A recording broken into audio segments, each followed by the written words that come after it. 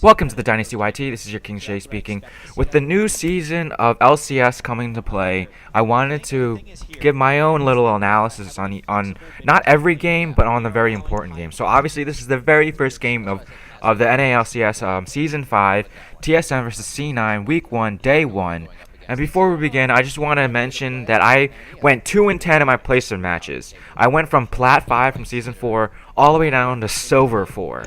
Yes, that is super embarrassing, and I am unable to record my last 3 games. So I went 2-10. Nami was my 8th game. Then I played a Sivir game, or another Nami game, which I did terribly on, and then Nidalee, which I did terribly on. So out of those 3 games, I really wanted to upload my Nami game, my 8th game, because it was just ridiculous. We had my Jinx was AFK for the first 5 levels because he thought that he forgot that he queued up for a game. Like, are you serious?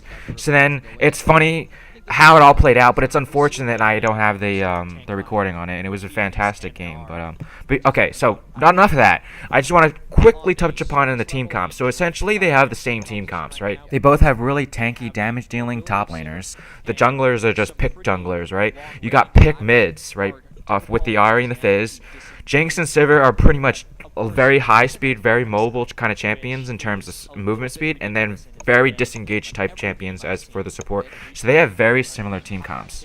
This whole game really is just C9 making mistakes all over the place, and making dumb mistakes at that, because obviously right here coming up, Fizz has high really doesn't respect him right here. Like, he wants that candy minion so bad, and essentially giving up his life for it.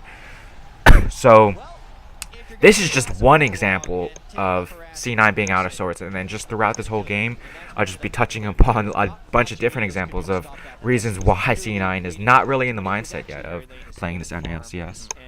Coming up is one of the first biggest rotational decisions that TSM does, right? And it's all because of Ahri getting DFG. So Ahri just backed and got DFG. TSM has already decided that they want to group mid and then go for the middle lane. They completely just run away from this lane, and then Ahri got DFG, and then coming up, he has no intent of actually killing Fizz right here. All he wants to do is just push him out of lane. Because he has that DFG, he can easily chunk him out of lane before even doing anything. So then Fizz himself doesn't have very good wave clear. If Elise was there, he wouldn't have very good wave clear. Sivir is down bot lane, and then for some reason they have 2 top lane right now.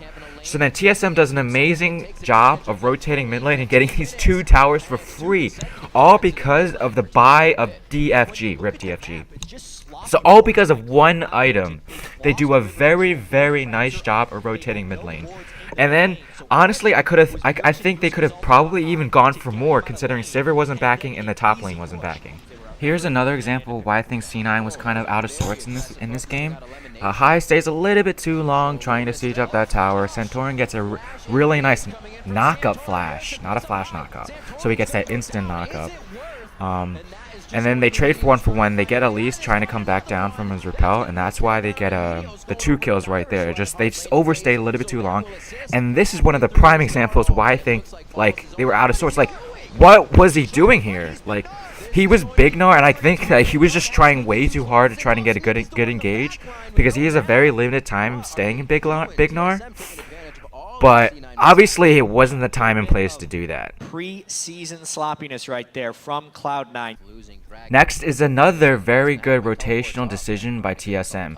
Dragon's going to spawn in about a half a minute, but TSM makes C9 go to them, react to TSM, right? They decide to go up top tower and then get this turret instead. So instead of following what C9 is doing, they make their own decisions and make C9 react to them.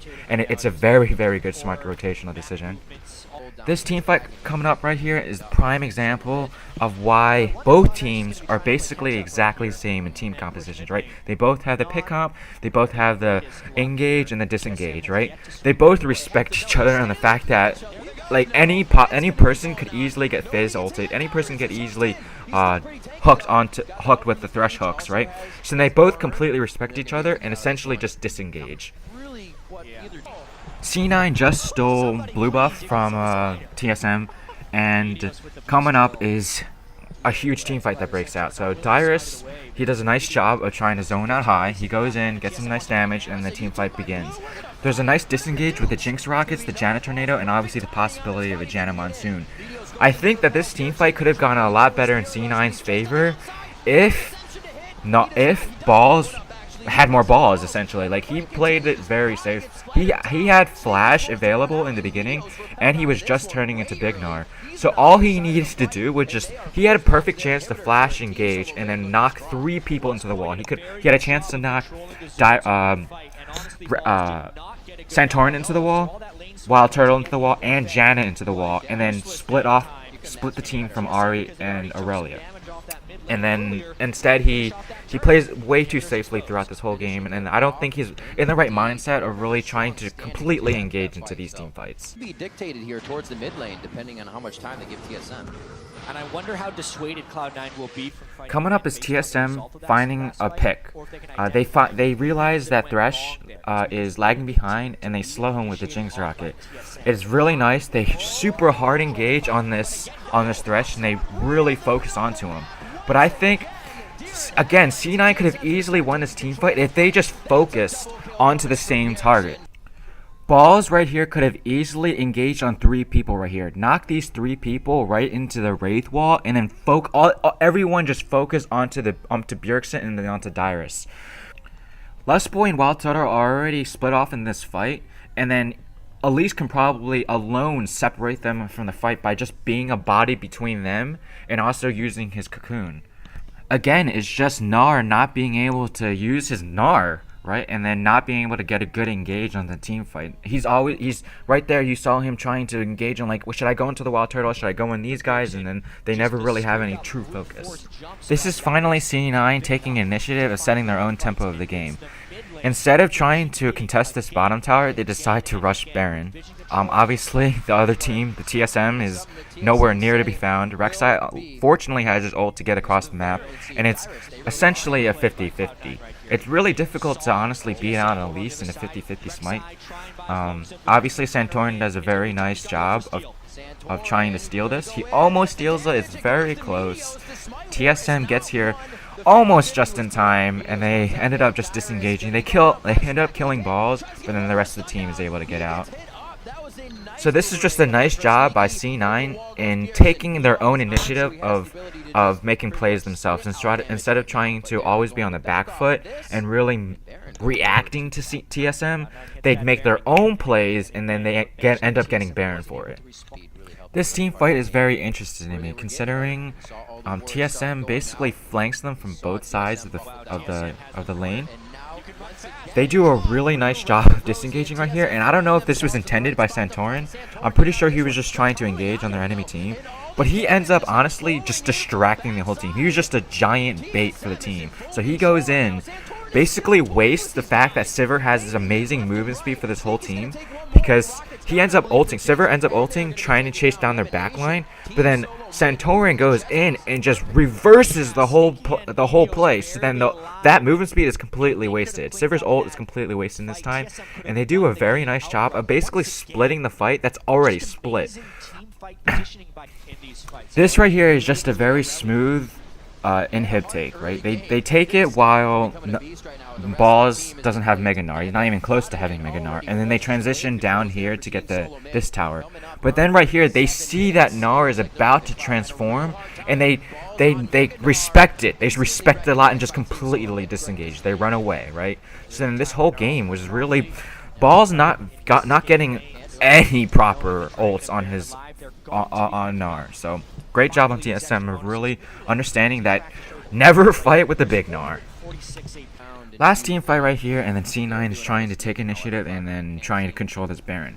They do start up Baron, but their real intent is basically try to have them come into one of the choke points and then chase them down. They activate both the Righteous Glory for Thresh and also the Sivir ult, but they do an amazing job at disengaging with just a Monsoon and then the Jinx rockets. But eventually they get super desperate, go right into a chokehold, and then end up losing the fight and ultimately the game. Just under 40 minutes, they will find the first win against Cloud9 here in the North American Spring Split. Control, and then TSM just kind of turned it on. Kind of turned it on.